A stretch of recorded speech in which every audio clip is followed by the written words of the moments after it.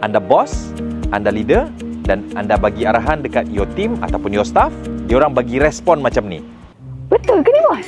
Tak percaya je bos ni. Entah manalah fakta yang dia ambil tu. Cakap sekali dah lah. Ingat cakap baik kali tak faham ke tuan ni? Alamak, saya tak boleh nak bayangkan lah sebenarnya apa yang tuan nak sampaikan ni. Tuan ada gambar ke ataupun video ke untuk buat cara kerja ni? Kalau tuan tunjuk gambar, senang sikit saya nak faham. Jangan laju sangat bos. Sekejap, tak faham ni. Sekejap, step 1. Okey, yang ni step 1.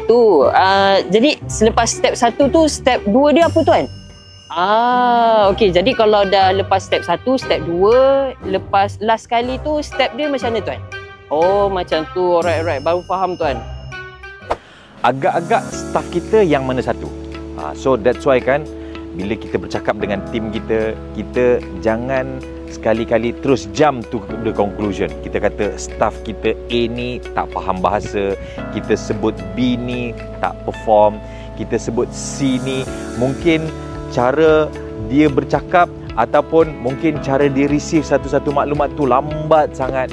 So inilah yang saya akan kongsikan dalam How to Read People and Influence Them pada 29 atau 31 November ini. So kalau anda semua nak tahu macam mana nak baca karakter your team, your staff, supaya bila kita bercakap dengan cara mereka memproses maklumat, anda kena join program ni. Jumpa anda di How to Read People and Influence Them.